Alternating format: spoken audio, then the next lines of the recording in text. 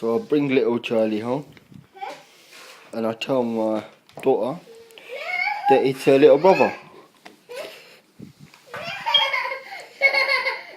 Look, it's baby. No, don't worry. Don't worry.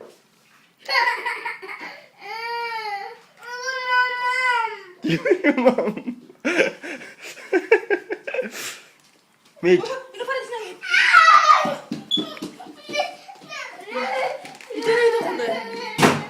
Huxley, first Director General of the UN and the head of the World Eugenics Society.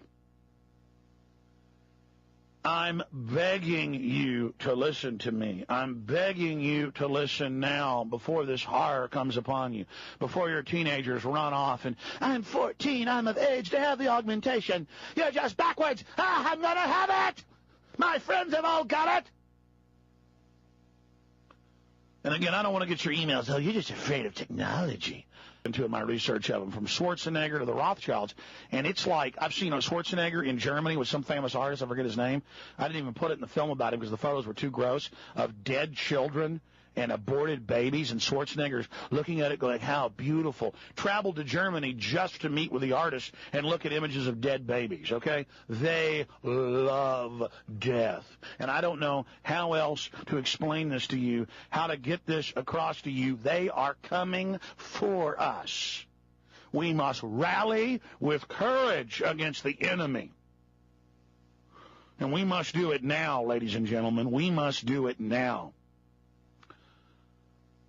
I can't believe that the public's become so dumbed down and is going along with this. Pentagon to implant microchips in soldiers.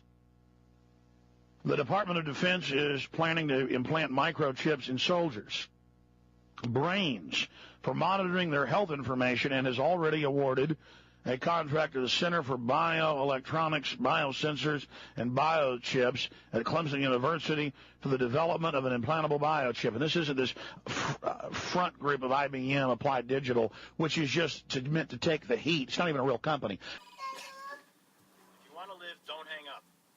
What do you want? They've got you bugged. They'll be busting down your door in about 3 minutes unless you do exactly what I say. Don't bother searching. The bugs are slow. I don't know that. Shh. Who are you? Never mind. Wet a towel and wrap it around your head. That'll muffle the signal.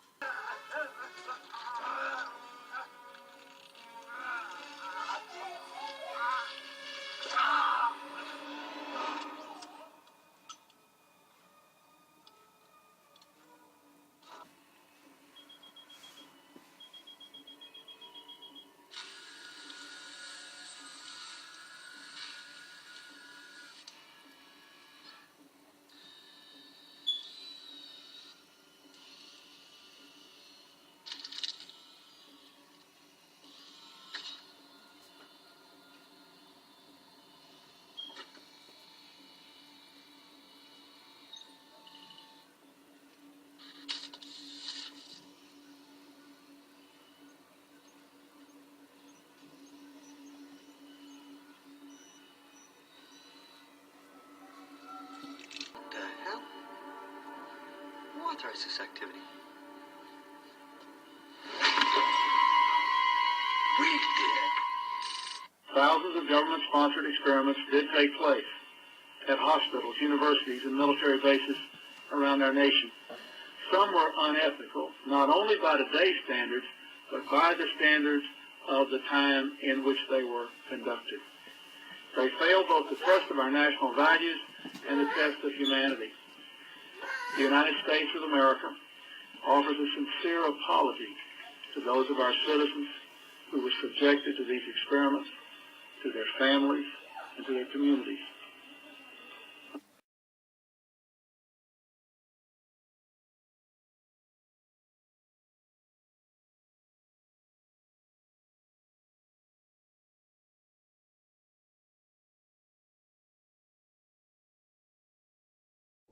The ultimate goal that these people have in mind is the goal to create a one-world government run by the banking industry, run by the bankers, and they're doing it in sections. The European currency, the euro, and the European Constitution is one part of it. Now they're trying to do it in America with the North American Union, right? And they want to create a new currency called the Amero, right? And the whole agenda is to create a one world government where everybody has an RFID chip implanted in them. All money is to be in those chips, right? There'll be no more cash. And this is given me straight from Rockefeller himself. This is what they want to accomplish. And all money will be in your chips. And so instead of having cash, anytime you have money in your chip, they can take out whatever they want to take out whenever they want to. If they say you owe us this much money in taxes, they just deduct it out of your chip digitally. Total control. Total control. And if you're like me or you, and you're protesting what they're doing, they can just turn off your chip. And you have nothing. You can't buy food. You can't do anything. It's total control of the people. And that chip's connected to a database that has your purchasing records, what you do, what Everything. you sell. Everything is in there, you know? And so they want a one world government controlled by them, everybody being chipped, all your money in those chips, and they control the chips, and they control people. And you become a slave. You become a serf to these people. That's their goal. That's their intentions. Eric, can you be specific about when you met Rockefeller, how it happened in these discussions? I met Rockefeller through a female attorney I knew who called me up one day and said, one of the Rockefellers would like to meet you. I had made a video called Mad as Hell, and he'd seen the video and wanted to meet me and knew I was running for governor of Nevada. So sure, I'd love to meet him. And I met him and I liked him, and he was a very, very smart man. And we used to talk and share ideas and thoughts. And he's the one who told me 11 months before 9/11 ever happened that there was going to be an event. Never told him what the event was going to be, but there was going to be an event.